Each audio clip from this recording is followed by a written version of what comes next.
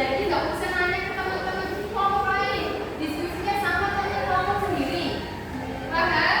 Paham. Ya, coba dijelasin dulu. Jadi apa bedanya itu di sini ada kertas terisi silang. Tadi kan udah nonton video, ibu juga sudah menyuruh kalian untuk mencatat. Tadi dicatat nggak? Catat. Ya, jadi nanti bisa diisi. Kalau ada jawabannya itu boleh nanti disalin ke sini. Paham ya? Paham. Jangan lupa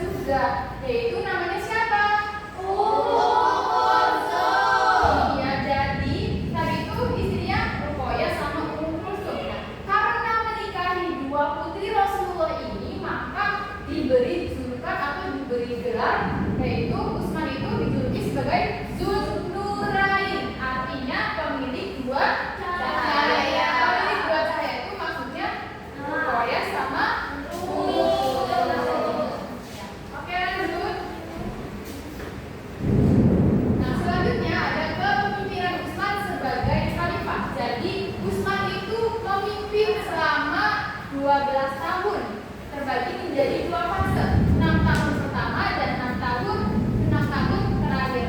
Nah, pada 6 tahun pertama itu tidak ada masalah gitu, masih aman-aman saja dan penuh kemajuan.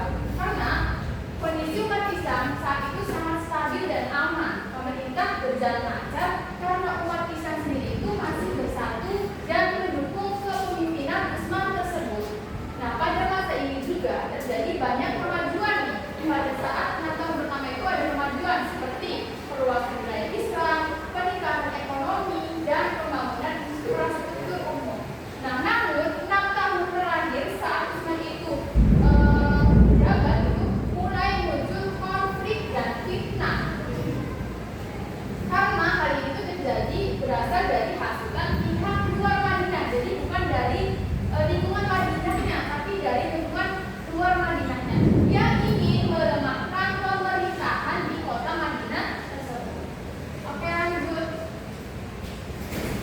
Nah, selanjutnya ini ada prestasi selama Utsman itu menjabat. Apa sih prestasi yang sudah diraih oleh Utsman itu?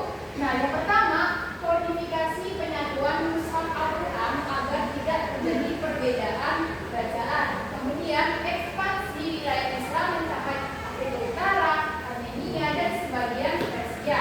Kemudian yang ketiga ada membangun infrastruktur seperti perluasan di Masjid Nabawi. Dan yang terakhir itu memperhatikan kesejahteraan masyarakat, terutama masyarakat yang kurang mampu atau fakir miskin. Nah, selanjutnya juga ada kebijakan dan kontribusi Utsman bin Affan selama masa kekhalifahannya. Salah satu kebijakan yang paling menonjol atau monumental adalah itu penyusunan mushaf Al-Quran agar sesuai standar. Nah, kebijakan ini itu mencakup beberapa langkah. Langkah yang pertama itu menyatukan bahasa Al-Quran di seluruh wilayah kekhalifahan agar tidak terjadi perbedaan pembacaan. Kemudian yang kedua, mengumpulkan dan menyalin mushaf yang besar dari berbagai wilayah ke pusat, yaitu pusatnya di kota Madinah. Kemudian mendistribusikan mushaf standar ke daerah-daerah kekhalifahan sehingga pendidikan Al-Quran menjadi seragam. Nah, sekarang ada sifat-sifat yang harus kita semua teladani dari seorang Utsman bin Affan. Coba yang pertama, ibu mau Sevi bacain yang pertama, sifatnya itu ada apa? Yang pertama, sifatnya itu dermawan. Nah, Utsman sangat suka bersedekah dan membantu umat Islam. Ia sering menyumbangkan hartanya untuk kepentingan dakwah, termasuk membeli sumur rumah dan mewakafkannya untuk masyarakat. Oke, kemudian sifat yang kedua, Salma, boleh bacakan Salma? Sifat yang kedua, jujur dan amanah. Utsman selalu menjadi kepercayaan kepadanya, baik sebagai pedagang maupun sebagai kasir.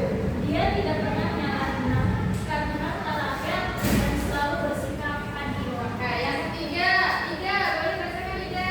Yang ketiga, sabar. Utsman terkenal